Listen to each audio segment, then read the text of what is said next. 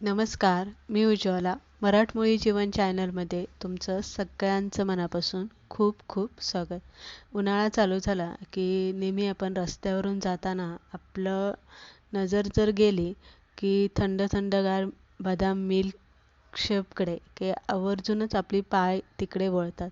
मनाला थंडावा देतं, चांगलं पोट भरतं, हेल्दी असतं, पौष्टिक असतं. पण आज आपण हे बाहेर न घेता किंवा बाहेर न पिता घरीच कसं बनवायचं आहे थंडगार बदाम मिल्क शेक ही रेसिपी बघतोय. त्यामुळे रेसिपी शेवटपर्यंत बघा. चला पटकन रेसिपीला सुरुवात करू. आता इथे आपल्याला किती बनवायचं आहे त्यानुसार तुम्ही इथे दूध घेऊ शकता. साधारणतः मी इथे 1.5 लिटर दूध घेतलेलं आहे.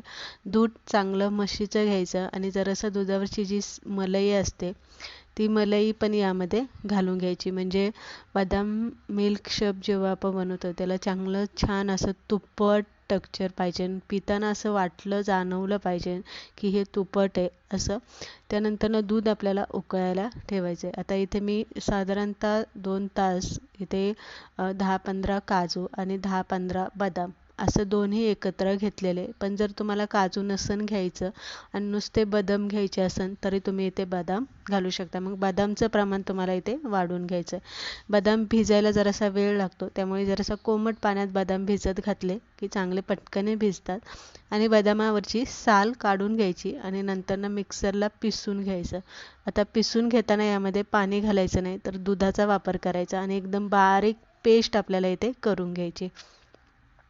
आता इथे अजून दुधाला उकळी आलेली नाही, पण दुधाला उकळी आली की मग आपल्याला यामध्ये काय करायचं आहे, ते जे आपण बदाम मिल्क शेक घेतलेलं आहे ते यामध्ये घालायचे आहे. किंवा थोडंसं दूध तुम्हाला इथे आटवून घ्यायचं असेल तर तुम्ही इथे दूध आटवून पण घेऊ शकता. जर तुम्हाला यामध्ये कस्टर्ड पावडर घालायची असेल तर तुम्ही घालू शकता.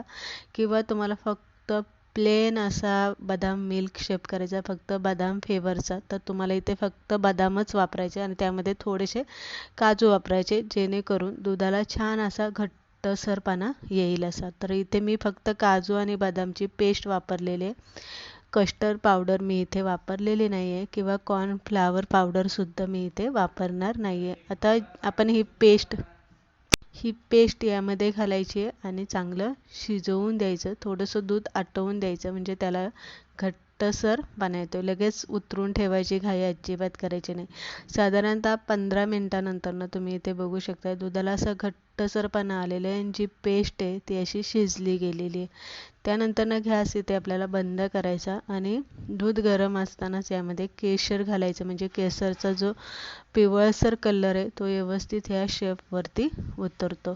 आणि त्यानंतरनं चवीसाठी विलायची पावडर यामध्ये घालायची. किंवा तुमच्याकडे एखादे इसेन्स असेल तर तुम्ही इथे व्हॅनिला इसेन्स पण घालू शकता किंवा वेगवेगळ्या फ्लेवरचे इसेन्ससुद्धा बाजारात मिळतात, ते सुद्धा तुम्ही इथे ॲड करू शकता. पण आपण इथे प्लेन असा बदाम मिल्क शेक बनवतो, त्यामुळे इथे आपण इसेन्स वगैरे काही वापरणार नाही आहे. फक्त विलायची पावडर वापरणार आहे आणि यामध्ये साखर घालून घ्यायची.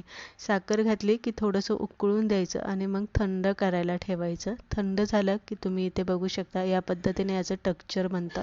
जास्त पातळ नाही किंवा जास्त घट्ट नाही. चमच्याने पिता येऊ शकतं किंवा डायरेक्ट ग्लासाने सुद्धा पिता येऊ शकतं. आता ग्लासात मी ओतून तुम्हाला दाखवते. छान असं धार लागते असं आपल्याला इथे बनवून घ्यायचं आहे. पण अगदीच रबडीसारखं किंवा बासुंदीसारखं घट्ट नाही बनवायचं, तर आपल्याला या पद्धतीने ते थोडंसं पातळ ठेवायचं आणि थंड करायला ठेवायचं. फ्रीजमध्ये पूर्ण थंड झालं की मग तुम्ही हे प्यायला घेऊ शकता. वरनं मी थोडेसे पातळ असे काजू बदामचे काप करून घेतलेले, जे पातळ असे काप करून घ्यायचे आणि ते आपल्याला यावरती घालून घ्यायचे. तर अशा पद्धतीने छान उन्हाळा विशेष थंडगार आपला बदाम मिल्क शेक इथे बनून तयार झालेला आहे.